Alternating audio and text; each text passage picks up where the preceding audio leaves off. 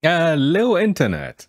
Today I want to show you how to fine-tune your sentence transformer model, your SBERT model, when you have, right at the beginning, two domains available, two training datasets from domain 1, and a training dataset from domain 2, two training datasets in total. And can you train your SBERT model on both domains more or less at the same time? So we do not have to go one after the other. And of course, it is possible. This is the content of this video. So let's dive into, we have to install our sentence transformer PyTorch, our PyTorch version. We have some dependencies, some libraries to load. And this is done in a second. So on our first domain, domain 1, we have the SNLI dataset. This is my standard dataset. You know it is from my other videos. So we downloaded it and we define our training samples from the SNLI training dataset. You know the structure. We have a sentence pair of sentence 1, of sentence 2, and we have 3 labels: contradiction, entailment, and neutral. If you want to be absolutely sure, you do a short exploratory data analysis on this dataset just to make sure. Always inspect twice: sentence 1, sentence 2, and a label. Beautiful. And you can see here, if you do the EDA, we have 981,000 sentence 1 and 981,000 sentences 2. We have 3 unique labels. Beautiful. Now, the other data set is now, and this is here in the domain 2, we have now the training data set for domain 2. We want to have some domain-specific knowledge. We inject into our fine-tuning of SBERT is now the training data set of SDS benchmark data set, a classical training data set. Here is the gzip file, and we download it, and we prepare some development samples, some test samples, and of course, all our training SDS samples. If we have done this, again, here, exploratory data analysis, never trust anybody.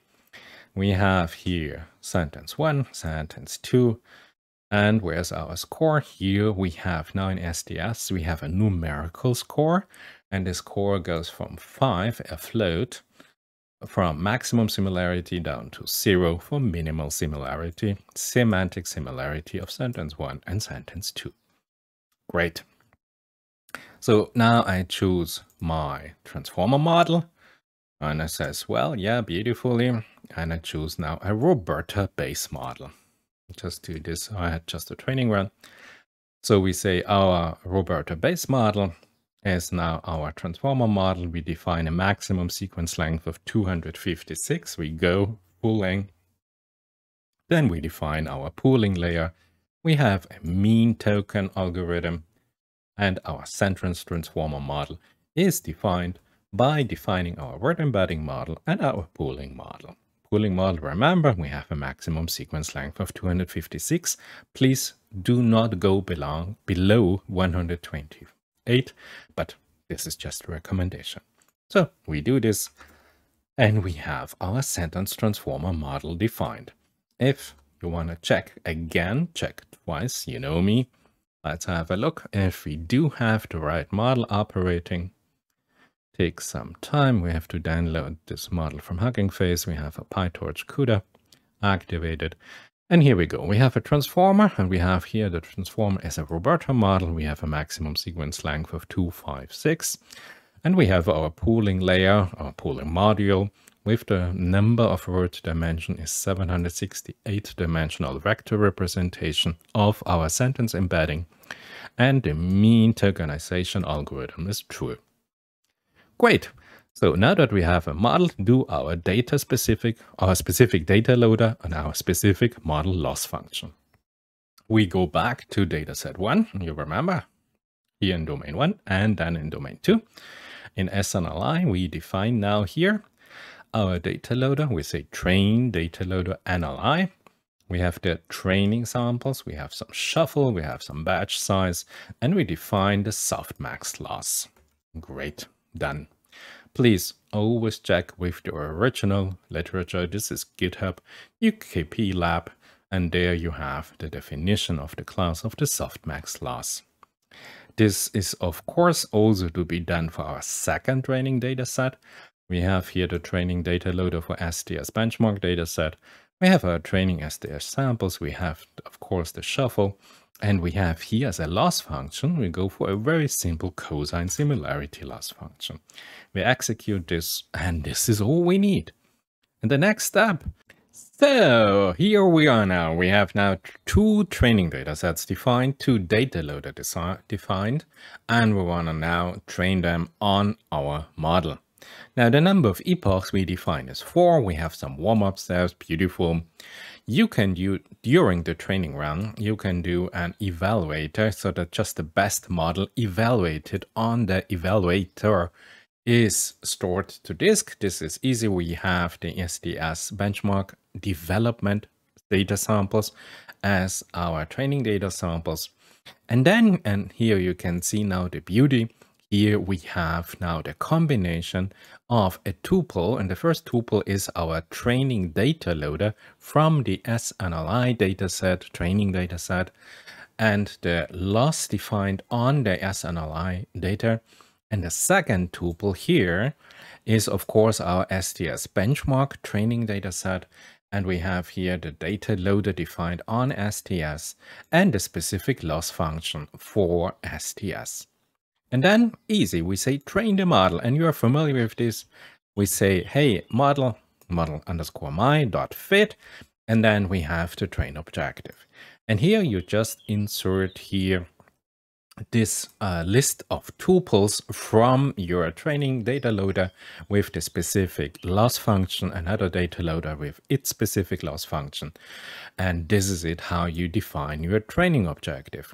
Now, as I told you, if you want to save the best run on disk, then you have to have an internal evaluator. You can define this whatever model you like. I did here the STS benchmark dataset, the development training dataset. The number of epochs we set to 4. The evaluation step 100 or half or whatever you like. Warm-up step have been defined. I told you, you can save the best model depending on the evaluator you defined here. So be careful that you choose the right evaluator. Will be saved to an output POV model, or if you prefer to work with checkpoint POVs. I also defined an output checkpoint POV here, and you can define here the total number of checkpoints you want to have. I just want to have one, the follow checkpoint, and this should be it. You see, we already have the first epoch done, and as you can see here on the right hand side under resources, you will see here that my GPU RAM only crashed a short time ago. So I reduced a little bit the performance parameters, and I hope that we will make it, but you see we are already close to 85% of GPU RAM. So be careful. I am running here, of course, on a Roberta base model. So maybe you should reduce your model if you're running here on the free GPU with a higher complexity. Be careful that you not crush your GPU RAM. You run into the maximum amount available. So we have now 9 minutes left for the execution of this. We have one run. Oh, we have the second run almost finished, the second epoch almost finished. You can see I said here for every 100 epoch, I want to have some internal evaluation. It is going up very slowly. Okay, 857, 855. So you can say the model is evaluating in the right direction. Now epoch number 3 is up and running. So I would say we just wait till this has finished and we come back and I show you the end result. And we are back, and as you can see, we just have an epoch number 4, just 2 seconds, 1 second left. Yes, done. So let's do the evaluation of the model. And you can see we achieved this checkpoint. And yeah, about checkpoint, you see, I want to show you because epochs are done, and I showed you that I also have here a checkpoint path. Let me show you this quite fast. I have my output directory in there. Let's just do a refresh. I have my checkpoint. And my checkpoint you see here at the maximum number of evaluation steps. I have here my model. I have here all my data necessary to pick up whatever I want to do. I have defined my checkpoint. I have my vocabulary file. I have my JSON file. I have my tokenizer. Where's my model? Here is my PyTorch model, my trained model, 475 megabytes. And I have, let's have a look at the configuration, the JSON. Oops, just have to make it a little bit bigger. So I have a vocabulary size of 50K. This is interesting. This is what I want. If I have a multiple training data set, I don't want to be restricted to 20K or 30K. Go with 50K. Takes a little bit time, but you can increase the probability density. We have a Roberto model, so everything is up and running and great. So let's say thank you here, close all tabs. What I wanted to show you, you can do now is the last step. Here you can reload the saved model path. You can do embedding similarity evaluator from, and now we take the SDS benchmark dataset. Here we take the test samples, and you can evaluate now your trained model on this test data set from SDS benchmark, and the result you will get is 83%. So not bad for just 4 epochs, 83%. This is it. You have here defined either your checkpoint, you have an external evaluation, internal evaluation. This is how to train your model on 2 training data sets at the same time. I hope you enjoyed it, and I see you in the next time.